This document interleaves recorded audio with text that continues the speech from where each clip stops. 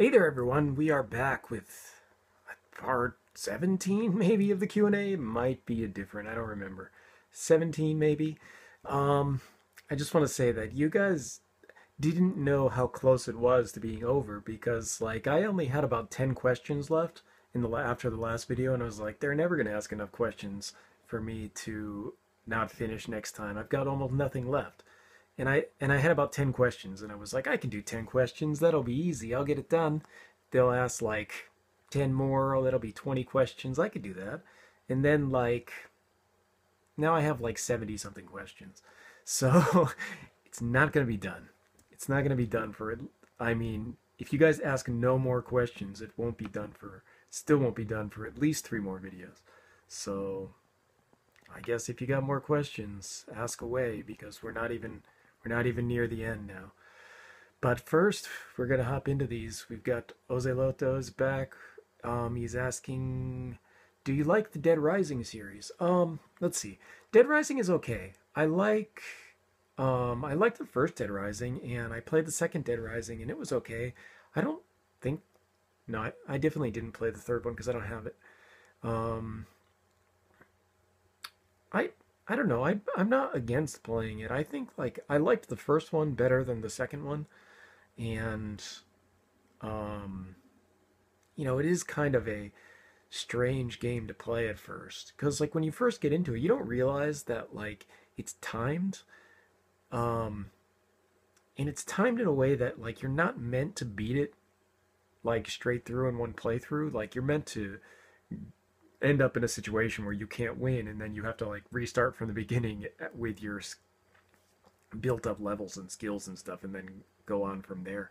And I think like people don't people didn't like that in the first game, but I liked that. I thought like, well, it's different and it's not like incredibly bad because you it's not like you lose all your skills and experience when you start over. You keep it, so it does make it easier, and then you can finally get to the end. I think like it's just like a different style of play that I enjoy. Um, but that being said, I haven't played any of the latest ones, so I haven't played any since two. Um, but I don't know. I guess I'm not against playing more of those. I just I have to get them cheap, I think. Let's see. That other question he has is, what game series would you like to see revived? Um, hmm, that's a good question. I would have had a lot of answers for this if it were like a while back, but like a lot of the game series that I wanted to see revived got revived. So I would have been like, oh yeah, we got to see another Planescape Torment, and we've got to see like another Wasteland, and then like, oh yeah, we got to see another Shadow of the Beast, and then like all that stuff got made. So it's kind of like, oh, well, like there were a bunch of stock answers where you could just be like, oh, Shenmue, but nope, all of that stuff's getting made. So like, game series I'd like to see revived is actually it's actually like a more difficult question, but I'd say definitely Majin Tensei. I'd like to see another one of those. But I guess like I that seems really unlikely only because there's Devil Survivor. Um, what else? There's this okay. There's this game I used to play called Twilight 2000, and it's based on an actual pen and paper RPG, but there's a computer game, and it's kind of unplayable now. I don't think it runs in DOSBox. I don't think it works correctly. It might, but I couldn't get it to work correctly. But you could get the character creator to work, and the if you've ever played Twilight 2000, it has this really awesome kind of character creation where like you have to pick a history for your character, and the history you pick affects the character's skills. So like you can be like, oh, I went to high school, and then like after high school, I went to college, and then I got an advanced degree. So then like your character has certain skills based on what you do, and like you can pick things like, oh, my character um, graduated high school and then went into the military, or started a job, or did all this other stuff. So you have like all these branching things that you can pick for your character, and then like of course you have wild skills too, so you can just pick some things that you want. But like depending on like the jobs you pick and the kind of way you make your character's history, your character ends up totally different in the end. And it's just like that in the pen and paper RPG too. So when you actually do it, write out your character, you can like you select off charts like what your character skills are by selecting their history. And I think it's a really cool system. And the game is really fun. Like the setting for it is really fun too. I wish they'd bring back something like that.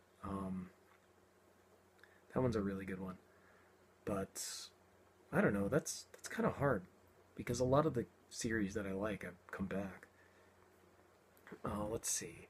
So next we've got Spencer J5870 uh, asks, "What is your opinion of the current state of survival horror games, and what would you like to see from the genre in terms of moving forward?" Um, you know, I think recently there's been a lot more survival horror type stuff. I mean, like, I guess just like horror games in general, but like they tend to be those kind of um, running away type of horror games instead of like, I don't know. I guess like running away horror games kind of makes sense because like if you're a normal dude and like some dude is chasing you with a chainsaw, you're probably not gonna like stand your ground. You're probably gonna run away. Especially if the dude is like 7 feet tall and a zombie or something. You're gonna run. You're not gonna try to duke it out. So, I mean, I guess those games make sense, but they're not really fun for me. So, like, I think, like, realistically, like, for example, in, what was the latest Silent Hill Downpour? There, there's, you know, I, I think that game is better than people give it credit for, but there's like it's split. The game is kind of split between like standard Silent Hill gameplay and then like those kind of running parts where you're running away from something.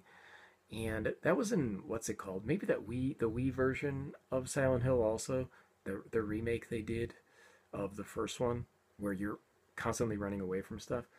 Um, I think that's that one. I'm pretty sure it is.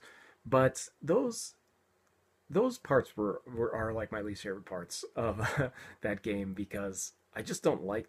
It's just not fun because, essentially it's an obstacle course you're running through, and I don't find the gameplay to be fun. So I like games that are more, like it's more interesting if they're the kind of games where um, it's a horror situation, but it's not just like running. I guess that's I prefer like how Silent Hill, the original Silent Hill plays, and like I like Silent Hill more than I like Resident Evil.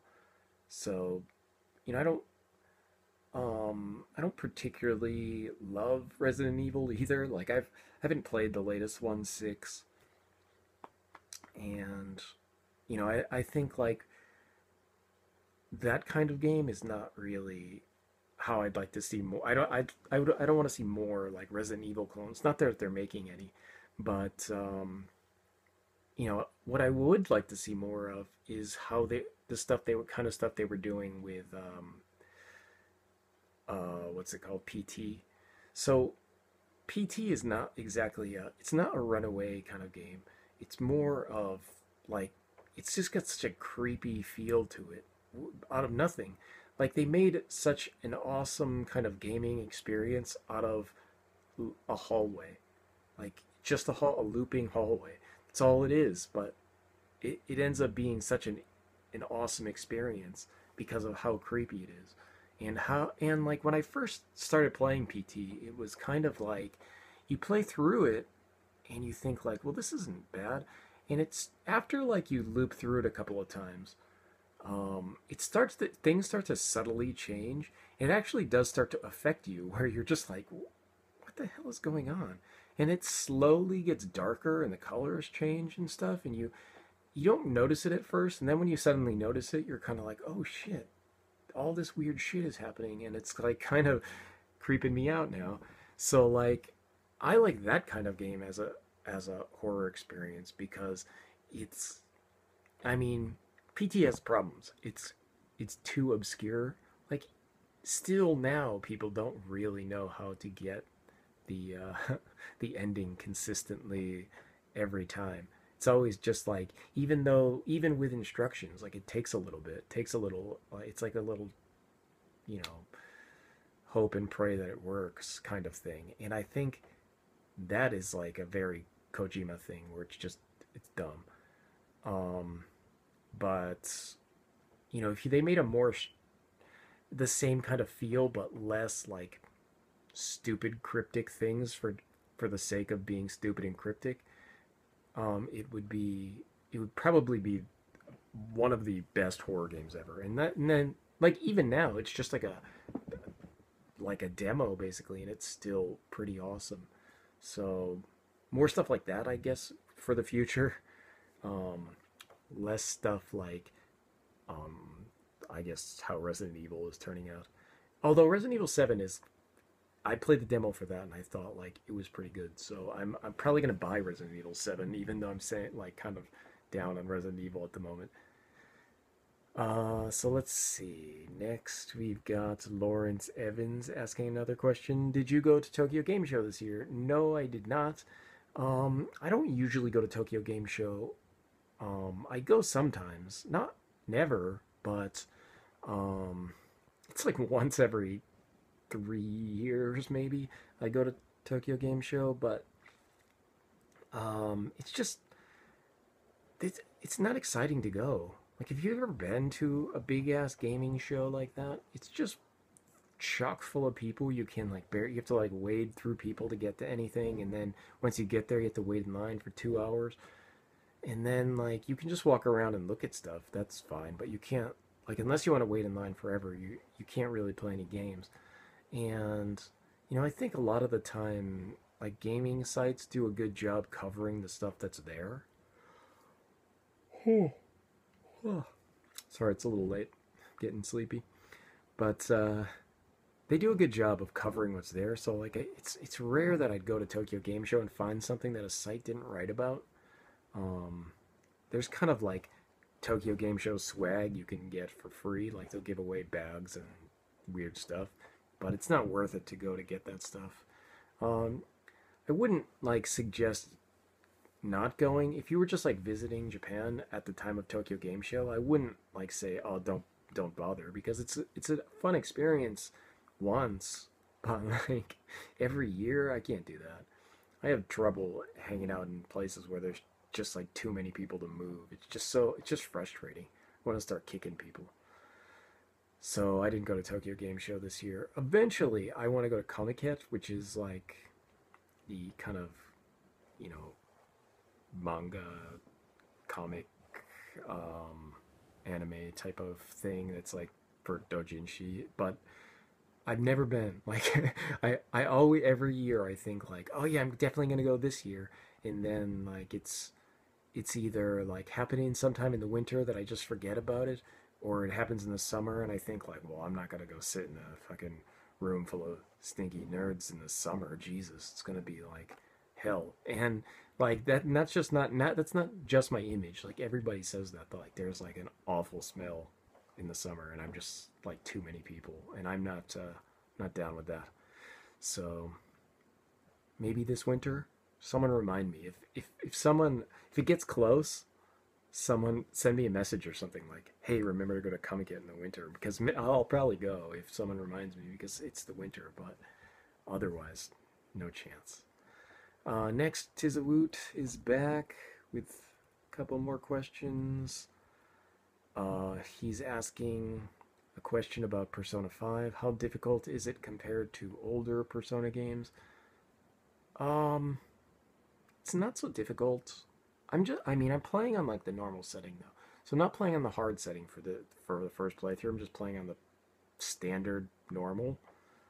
Um, but it's not so bad. I think um it gives you a lot of kind of opportunity to be a bit over leveled, and like later on in the game, and I'm like at the end right now, but it gives it gives you like the option with money to unlock any level persona, like regardless of your level. So that makes you really overpowered, I think, towards the end. So maybe it's a little bit less difficult than some other stuff. I mean, I guess it'll even out once you get to the optional stuff, but if you can get like the highest level personas, I mean, you have to grind up money, but it's not so hard actually. So um, I feel like I probably should have played it on a different difficulty for this one. But I'm gonna play. I'll probably play through it a second time with on the highest difficulty, just to get the optional boss stuff done. Um, okay, he's asking. Next question is: I'm super curious about the girl figure on your right. What is it? That must be this. This is Peko-chan. She's there's like this kind of I don't know, like a cake and sweets manufacturer called Fujiya, and that's their like mascot. There's a male version too called Peko, but that's I know that Peko is well, that's her name. I forgot Poco is maybe the boy's name. But yeah, I think that's right. Um, but she is like a pretty famous character. There's a ton of these things, but I got that's actually like a giant bobblehead, and I got it for buying cake at Christmas one time. So it's kind of just hanging out here. It's kind of like a kitschy thing that I think is fun to have, so I keep it.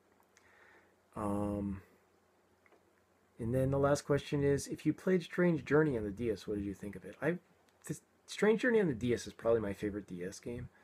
It's one of my favorite SMT games, really. It's such a good game, and it's back to the kind of roots of one and two. So it's like a first-person dungeon crawler, which is a-okay by me. Um, and I don't know. It's just like overall, I have so few complaints about Strange Journey that can easily recommend it to everybody. So I might have talked about it in a video, probably in my SMT collection video. I might have actually made a video for it, but I don't remember.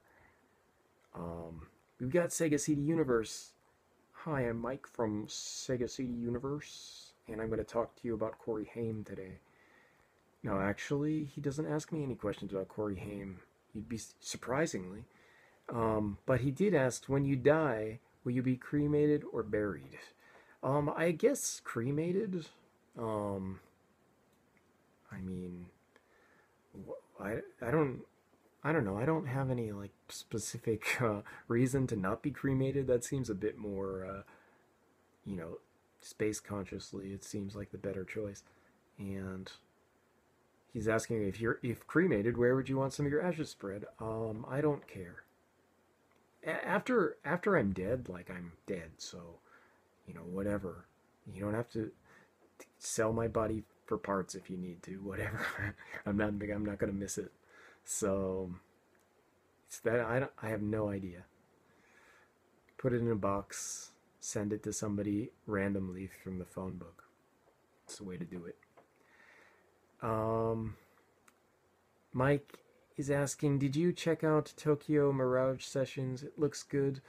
I may have asked this already. I most likely did. I think he did. Somebody else might have asked it, but there's a whole video on my channel. Whole review. I did a whole review of that game.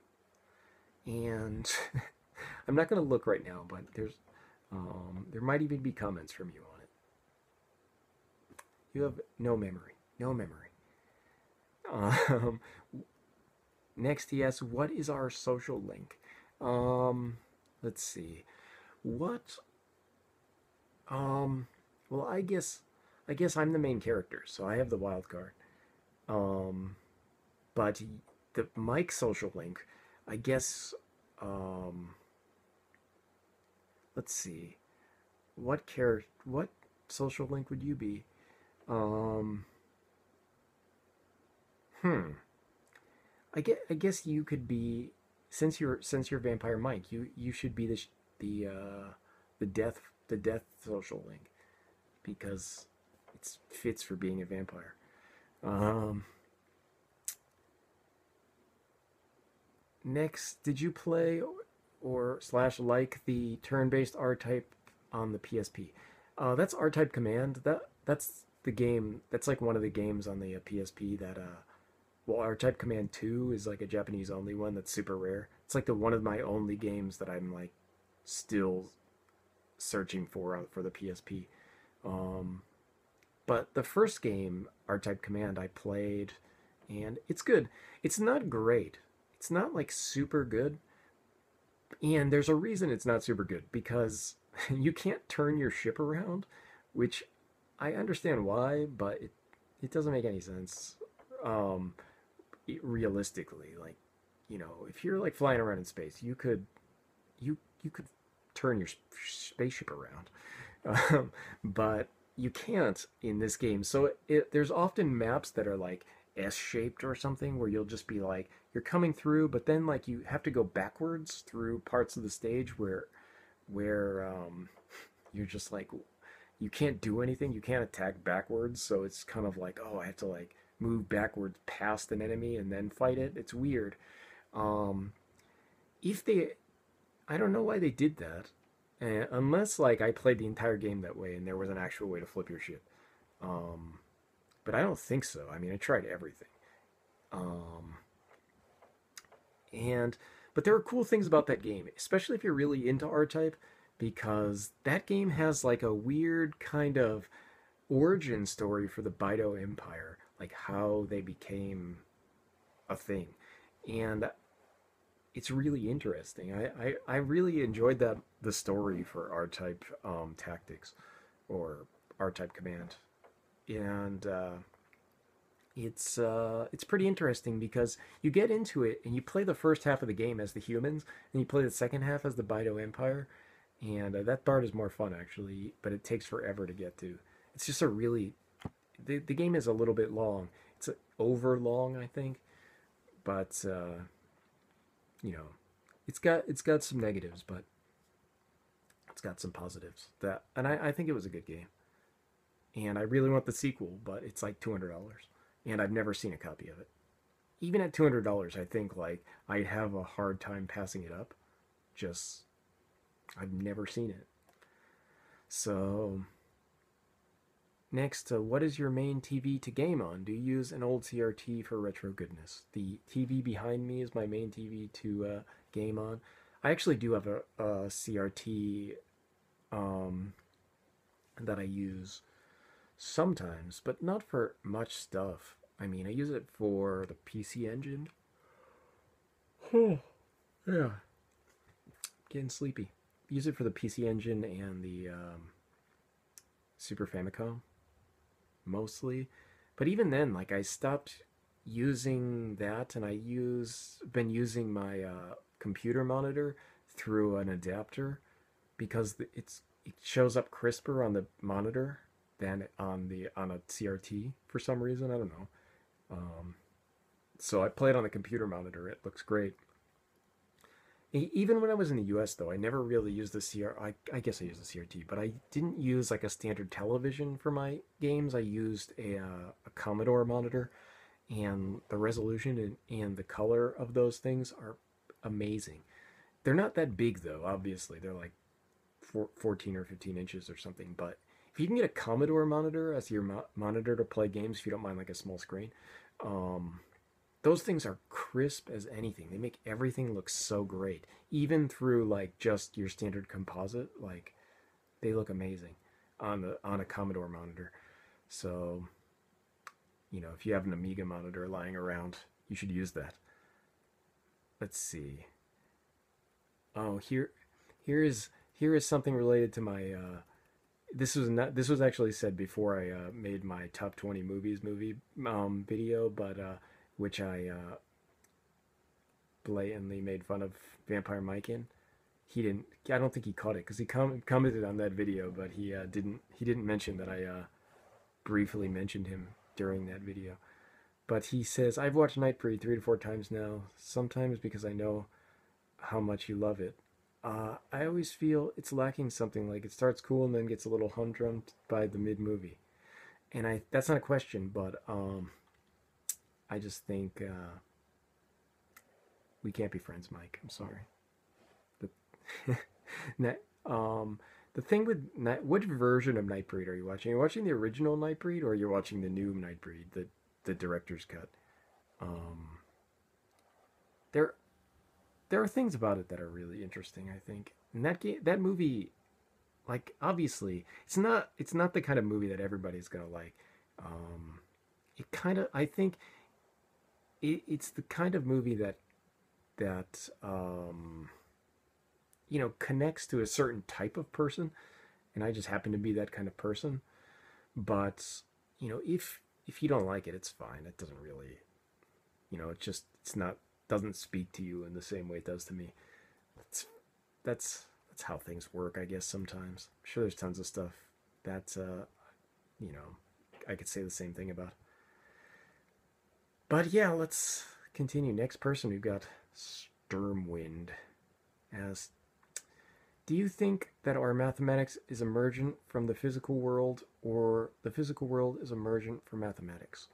Um, I tend to think of mathematics as descriptive, not prescriptive. So, I guess the first one, emergent from the physical world, and not that things are emergent from math, because math is kind of, I mean, it.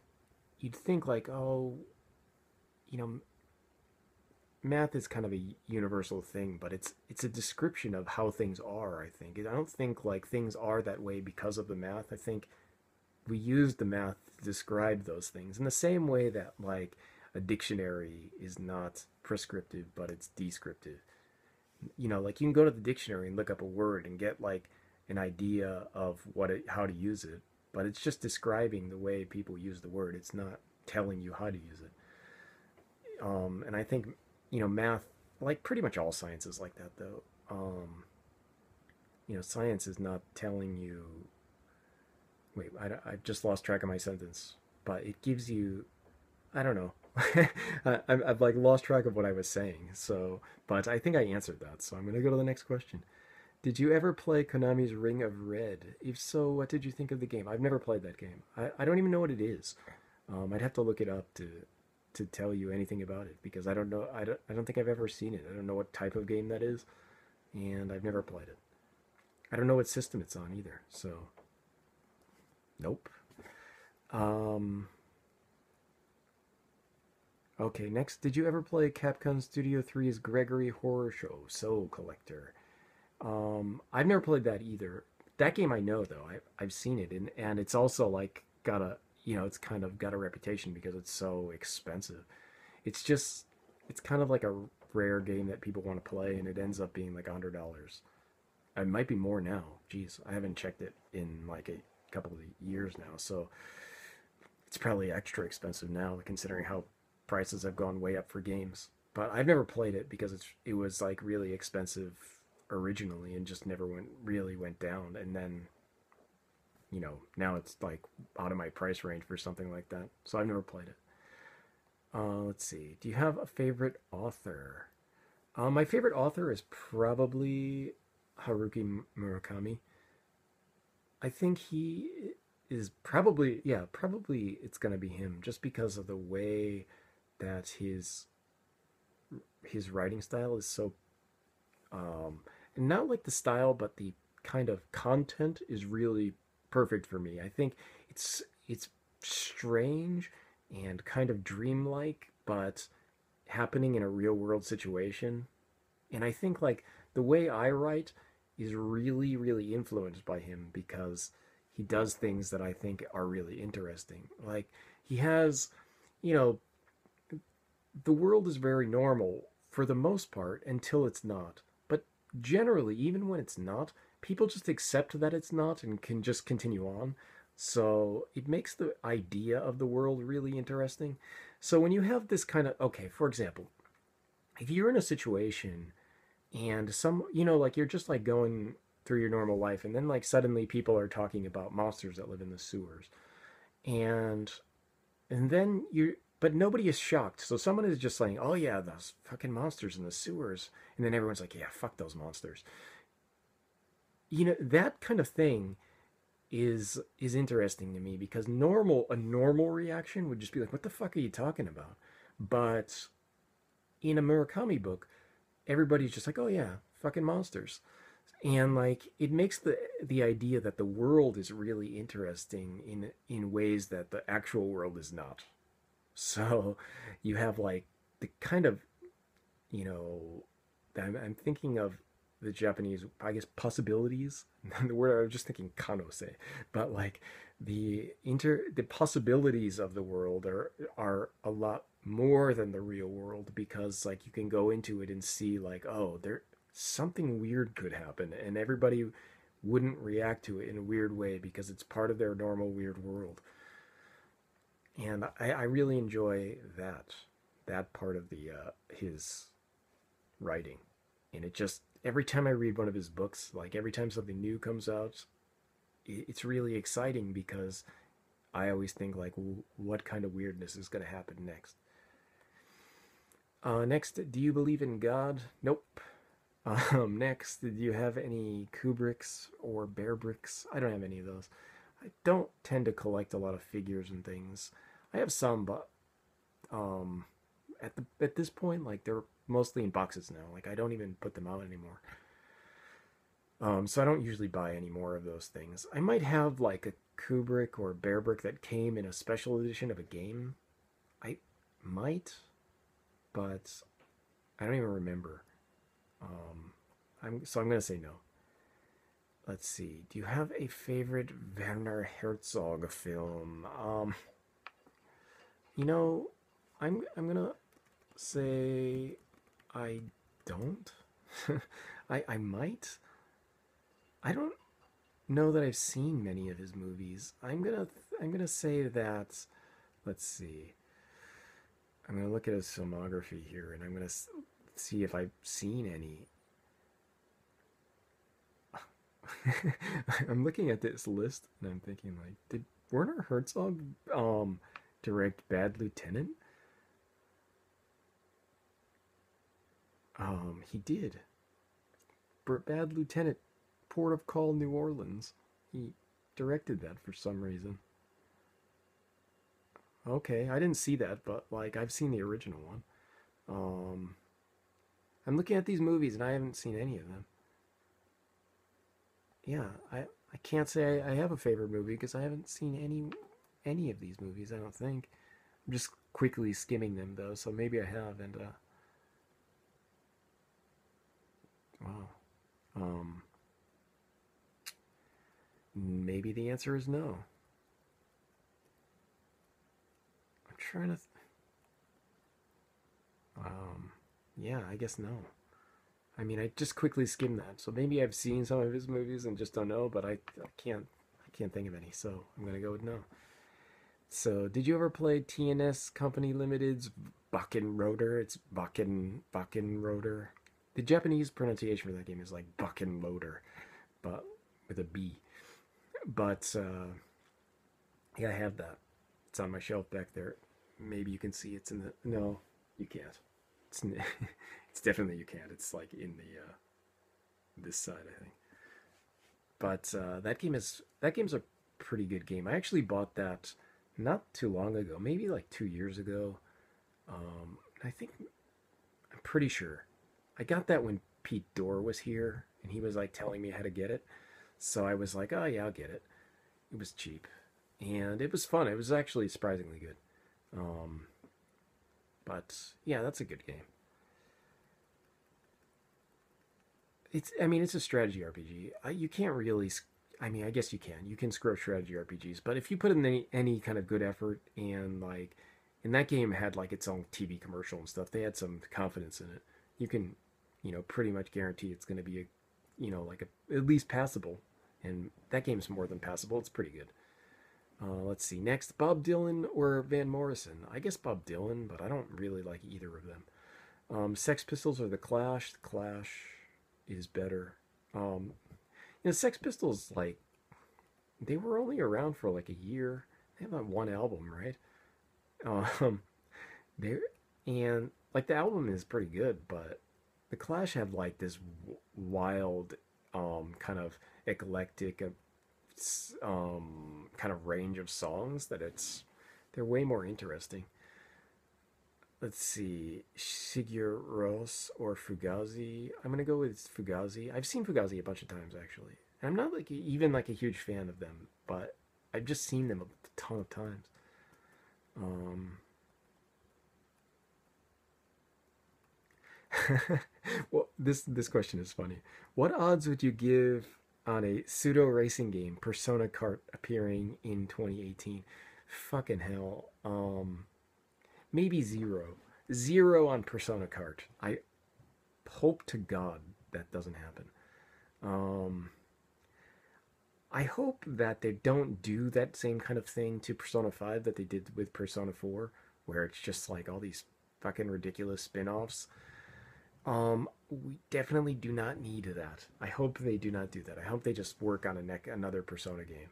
Just give us Persona 6, not Persona 5. I mean, I could deal with like a Persona 5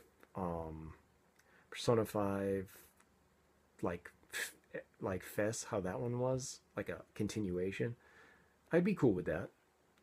I'd be cool even with like a director's cut extra long version, even though this one Persona 5 is extra long. Um, yeah, I don't know, but if they're gonna make like a dancing game and shoot again for it, there is no reason they couldn't possibly do it in this one, not with the characters anyway. But I hope they don't make a kart racing game. I was trying to think like in the game, was there anything that was, oh shit, oh man. I was thinking like in the game, is there something like kart racing? And then I think like there kind of is. Only for one character though, so I think like maybe it's safe. Um, but man, that would be a nightmare. Let's see. Okay, so that's it. That's all the questions. Sweet. Next we've got Alonso Palma Garrido asks, is there a hardcore punk scene in Japan? Would you recommend some bands? I've listened to Number Girl, but they're more like Sonic Youth. There is a hardcore punk scene in Japan. It's not so big anymore, and I don't think like I haven't actually been to any shows since my last band broke up, which was years ago. So, and I was going to shows then, so like I did get to see a bunch of bands, but like out of all the Japanese kind of like hardcore bands, my favorite band is a band called Envy. Um, and they have a ton of stuff out, and they've got like splits with, U.S. bands as well. But they're such a good band. They're crazy to see. They're you know the crowd goes nuts for them, and they're super exciting. So I definitely recommend Envy if you haven't heard them.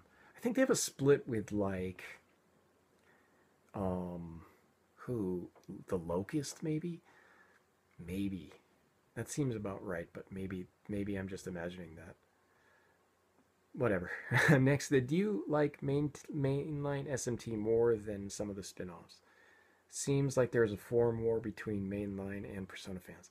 Um, I think I prefer the themes of SMT more than the themes of Persona, but I like both of those games, and I like basically all of those games. I think they do something that other games don't in a way that other games don't. And I think I don't care how they do it. I just think like as long as they're doing it, I'm fine to play those.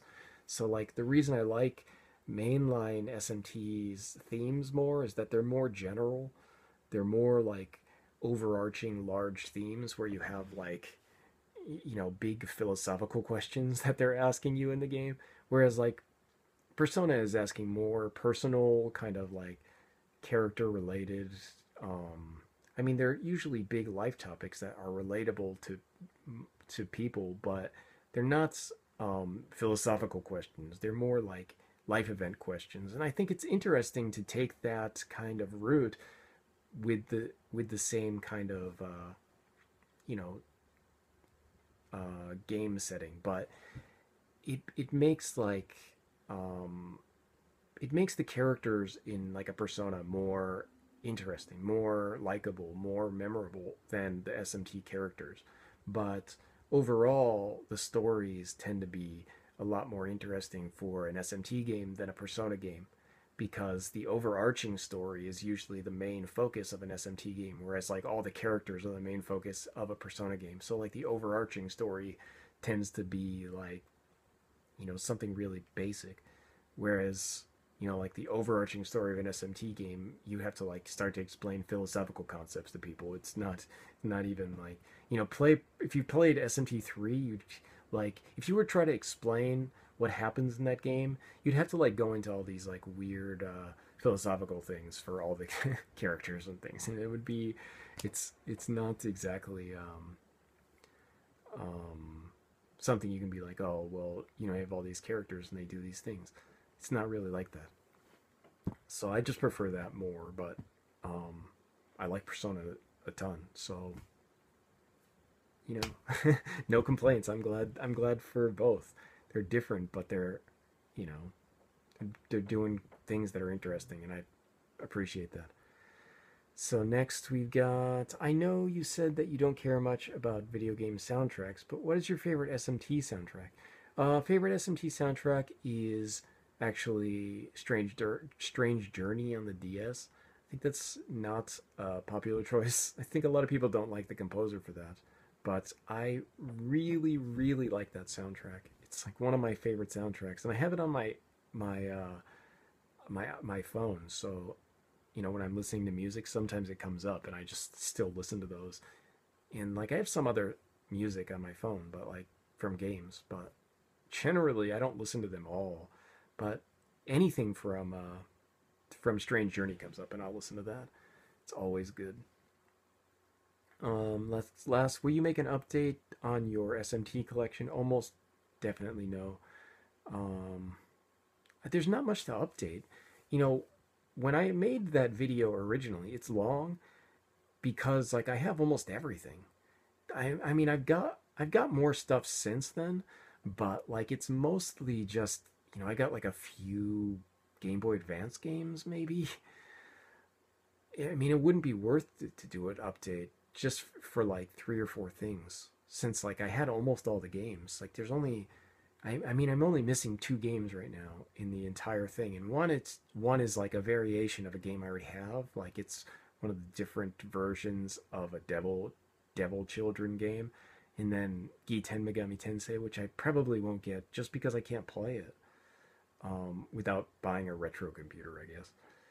Um, it's that kind of thing. So maybe I'll just have a bunch of money lying around some point, and I'll be like, well, I'll just go buy Giten Megami Tensei and put it on my shelf and never touch it. It's possible, but it seems unlikely. But that Devil Children game also, it's not. I haven't seen it anywhere, but if I saw it, it's not even expensive. It's like a $10 game. It's just I've never picked it up because I haven't found it anywhere. But there's like almost no reason to do an update on that because like beyond new stuff. Like I mean, I guess there's new stuff. Like I could do all the Persona 4 spin-offs. Like I got all those, and Persona 5, but I don't know. I don't have that much. I mean, there's some. I guess like there's that other weird like Shinsei Mokushiroku, which is like the from the Persona creator. Could add that. I don't know if that was in there originally. I don't remember when I bought that and when I made the Persona collection. But that kind of. But I have separate videos for almost all that stuff, so it doesn't really need an update. I don't think. Um, let's see. Next, we've got RPG Fantast is here with a truckload of questions. We probably won't get through all of these today. This will be probably the last person asking questions, though, and the first next time. So he says, what do you think will happen with the Yakuza series after 6 when it's supposedly the last game with Kiryu? Um, I don't know. I'm actually pretty interested in that because I hope they just go on with some different characters. I wouldn't even be upset if they just used the guy from Kurohyo. Um, that one, I mean, I'd like more of those games actually because they're actually a lot of fun. But they haven't made one. I'd love to see like Kurohyo 3 on the Vita or something. Sega should get on that. But man, I don't know what they're going to do with the main series. I hope they just keep going with the same characters, just minus Kiryu. I mean, it's not, if you played 5, it's not like you play a lot of Kiryu for a big chunk of it. I mean, there's so many other characters that like he's kind of sub character for a lot of it. So I don't know. It seems fine. It seems actually like they're making the games to kind of wean you off of him onto a bunch of other characters. 4 seemed that way, and then like 5 was really that way. So 6 will probably be even more. I'm sure they'll have something in there to give you, someone else to latch onto. That's gonna be fun. Maybe they'll bring that guy from Kurohyo into the game. That would be cool. Because that game had a really fun fighting system that it's different from the main series, and I think like it's kind of cool. But yeah, so let's see. What are your favorite horror games? Um, I don't. I think I talked a bunch about horror today for some reason. It just happened that like these questions were overlapping. But um, Silent Hill is one of my all-time favorites. Um, Again, another game I've mentioned a bunch of times in this Q&A. Tokyo Shadow is a really cool game. It's kind of, I guess it's a horror game. There's like lots of weird stuff going on in that game. Um, Man, I really, there's a bunch of PC games that I like that are horror games.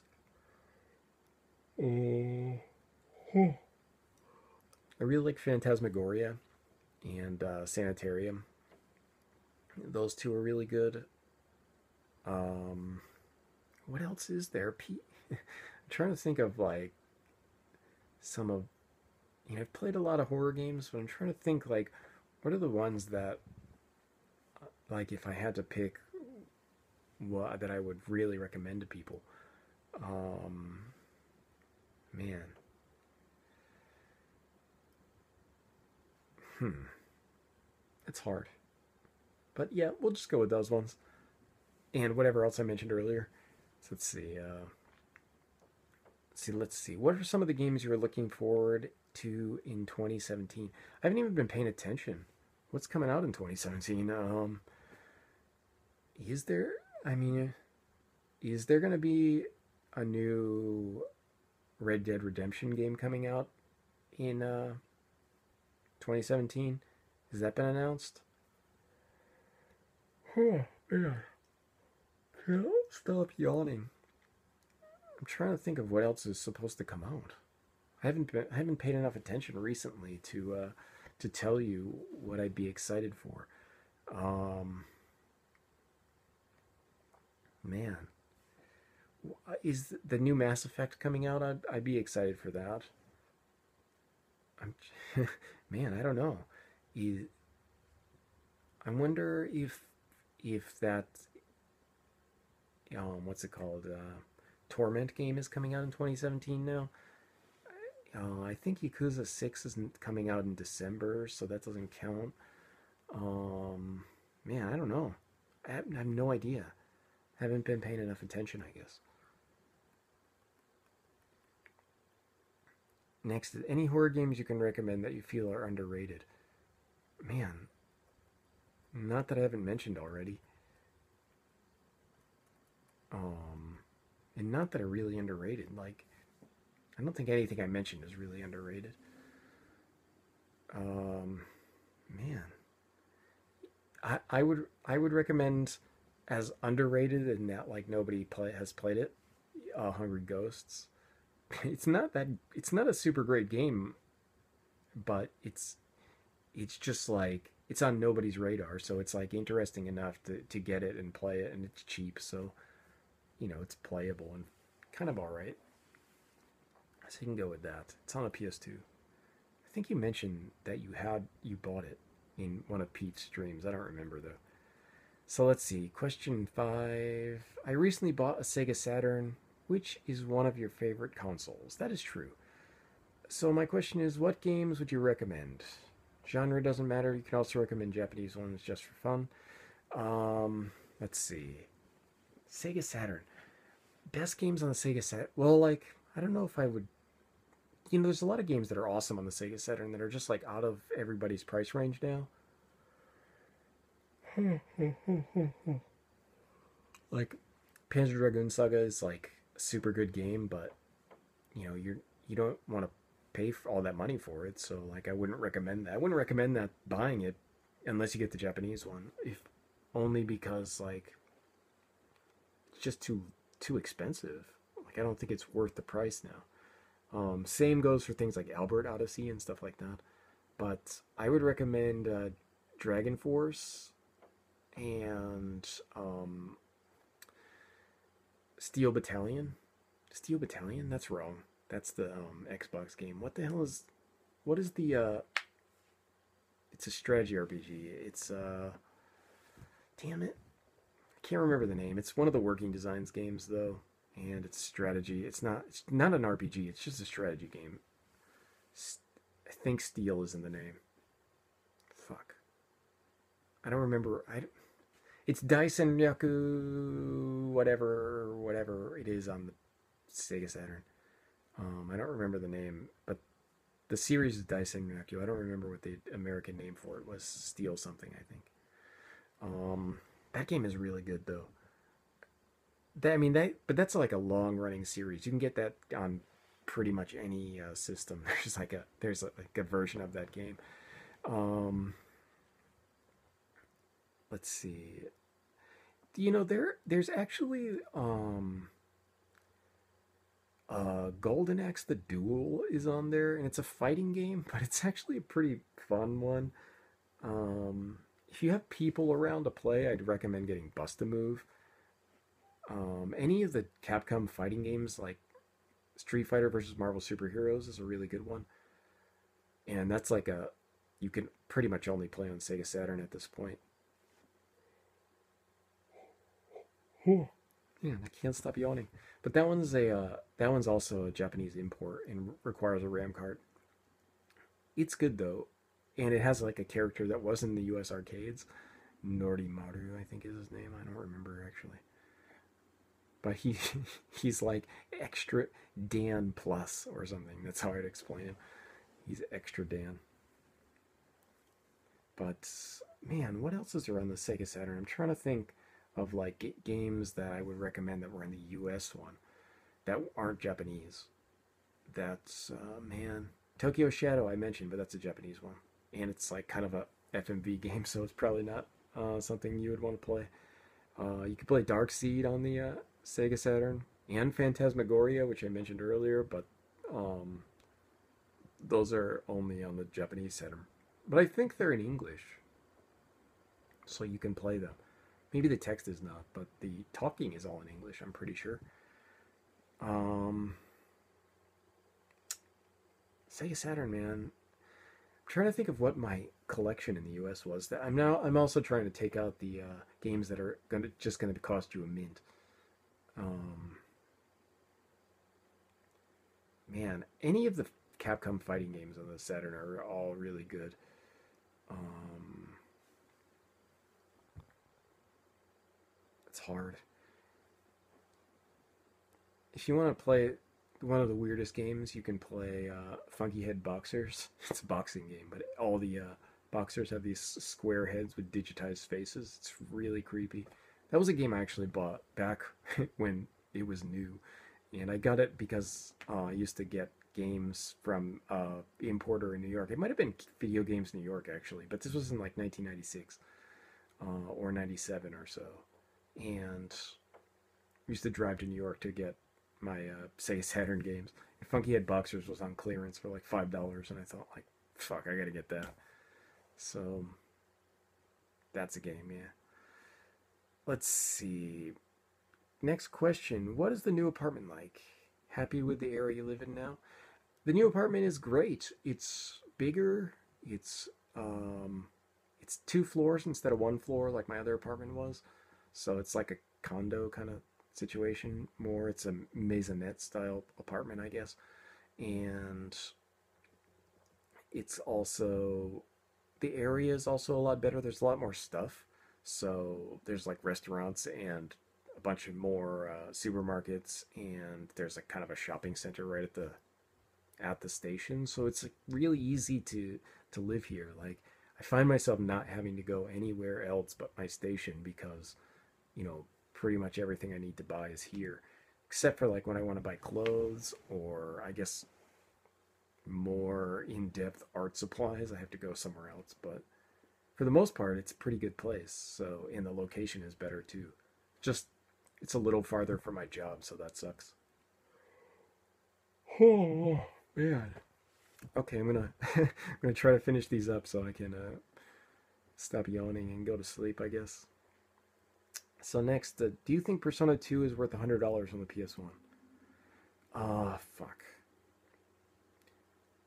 You know, I wouldn't pay $100 for it on the PS1 because you can get on the PSP. Like I just play the PSP one. Unless did you guys not get the one that's on the PS1 on the PSP? Like the second. Oh yeah, maybe you guys didn't. Um if you can read Japanese, you can get on the PSP and it's you can import your data from the other PSP game. Like that was one of the coolest things I thought about the PSP, and I have them on the PS1 too, but it's all mine are all in Japanese, of course. But that game is worth $100 on the PS1, I think. But it sucks that there's no way for you to get the first part of it. I mean, that you can get. I know you can get that on the PSP. I think in English too. So, but you won't be able to transfer your data, which is lame. But you know, that playing the one on the PS1, like if you were gonna play any of the Persona 2 games, I guess the one on the PS1 is the one you should play because it's the second half of the story where like you get the actual ending. I think the one on the PSP is the first part where it ends like unsatisfactorily, where you're just gonna get this ending where you're just like, fuck, that's the ending. But yeah, so I guess like that game is probably still my favorite Persona game. So I'd say yeah, $100. I mean, it'll hurt, but it's worth it for that game. And last question here, and last question of the video because I'm too tired to continue. But also, we've almost reached an hour anyway. But how great would it be for a new Shadow Tower game? I'd be really excited for a new Shadow Tower, and I'd prefer it to be third person instead of first person. But even if it were like a first person Shadow Tower game, I'd probably be pretty excited. Um, a third person Shadow Tower would be, um, I guess it would be kind of like Souls. I'd be actually pretty excited for them to make that because there's not like a soul kind of mechanic for it, but there is magic and guns. So it would be pretty interesting to see what they did with an updated Shadow Tower game. I'd be really interested to see what they came up with and how they would make it. Unless they just made it like a first person game, like Shadow Tower Abyss on the PS2 is basically just another first person game, and it's fun. And lots of cool stuff happens in there. There's lots of weirdo enemies, and yeah, I'd like to see a new Shadow Tower. Man, so yeah, I guess I'm done because I can't, I keep yawning too much. But yeah, I guess that'll be it, and we'll continue with this Q&A next time. So if you got more questions, ask below, and if not, don't worry because there's still a truckload more questions. So you don't have to go nuts. But I got through a bunch today. I'm proud of my proud of the progress on this. So let's see. I'll tell you how many. I don't know how. I won't be able to tell you a number, but I'll be able to tell you how many pages are left. Um, okay, still 3 pages left of questions. So, and they're pretty tightly packed here. So, man, yeah, that's still a lot of questions left. 50 or so. So yeah, that'll be it. I'll catch you guys in the next part. So, see you next time.